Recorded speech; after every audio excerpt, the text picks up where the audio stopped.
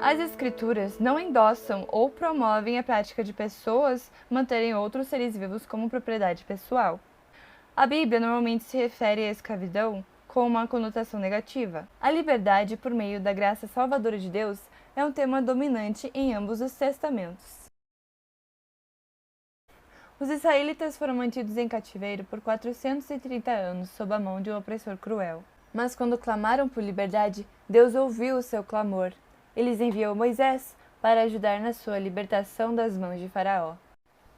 Certamente vi a aflição do meu povo, que está no Egito, e ouvi o seu clamor por causa dos seus exatores. Conheço-lhe o sofrimento. Por isso desci, a fim de livrá-lo das mãos dos egípcios. Depois do êxodo, a lei de Moisés permitia a posse de escravos, mas somente pelo período de 6 anos. Os escravos deveriam ser libertados no início do 7º ano, sendo que a escravidão perpétua só poderia ser feita voluntariamente. A interação pessoal de Deus com os escravos parece ser bondosa e compassiva, como na história de Agar e Ismael.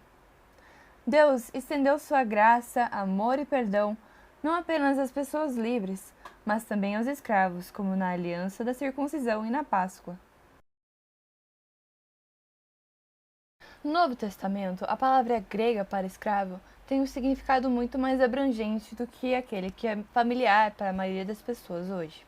E no mundo romano, os escravos podiam servir em várias posições. Escravos romanos muitas vezes tinham posições de grande poder e responsabilidade. A escravidão no mundo romano não era associada com a opressão de uma etnia em particular. Geralmente, os escravos eram prisioneiros de guerra, trazidos de terras estrangeiras, ou indivíduos não romanos, vendidos por suas famílias para pagar uma dívida. Na carta de Paulo a Filemão, o escravo Onésimo parece ser um servo pessoal de alto escalão, responsável por cuidar das possessões temporárias de seu mestre. O tom de Paulo nessa breve epístola é de reconciliação e perdão. O objetivo era restaurar o escravo a um relacionamento correto com o seu irmão em Cristo, que é também o seu mestre terreno.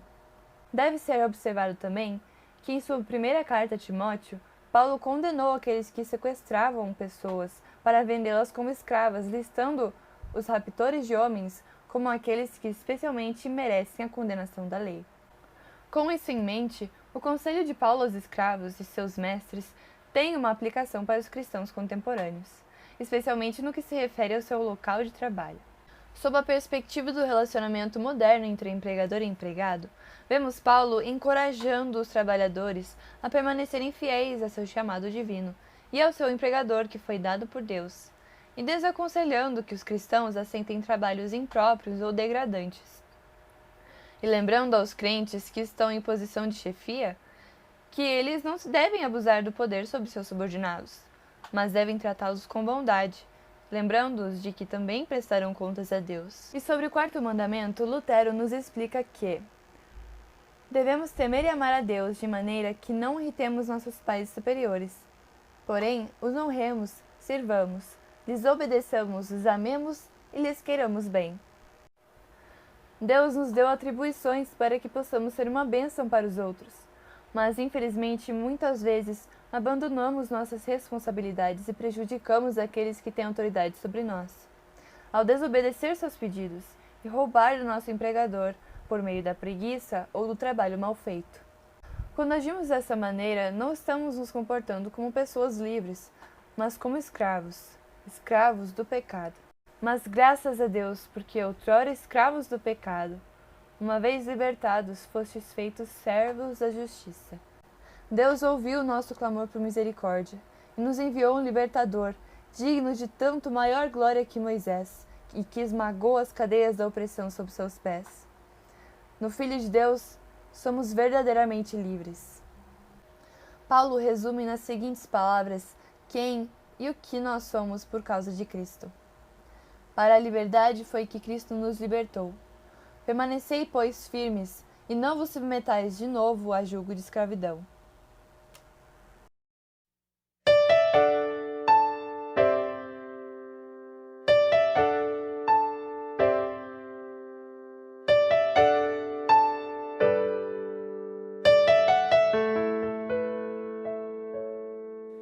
Não importa o que aconteça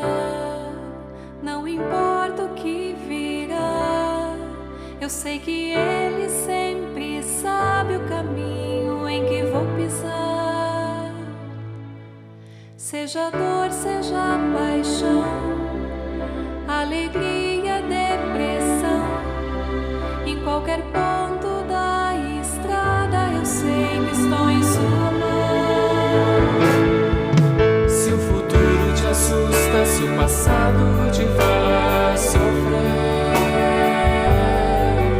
o presente certo é Cristo, a certeza que preenche o ser. Se o futuro te assusta, se o passado te faz sofrer, o presente certo é Cristo, a certeza que preenche o ser.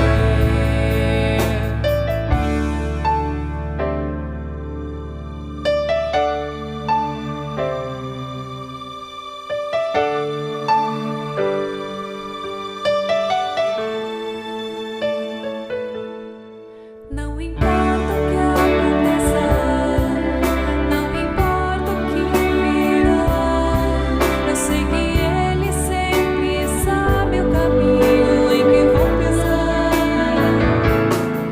Seja dor, seja paixão, alegria, depressão, em qualquer ponto da estrada eu sei que estou em sua mão.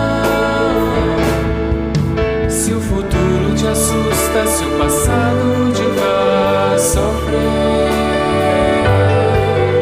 o presente certo é Cristo, a certeza que preenche o ser. Se o futuro te assusta, se o passado te faz sofrer,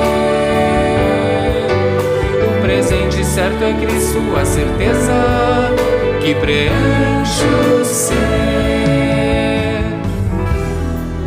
Pense nisso um instante, não importa o que acontecer, tudo está nas mãos dele, tudo você pode crer.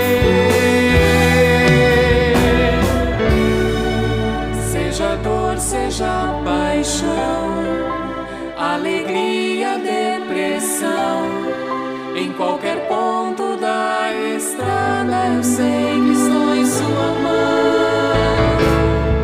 Se o futuro te assusta, se o passado te faz sofrer, o presente certo é Cristo, a certeza que preenche o ser. Se o futuro te assusta, se o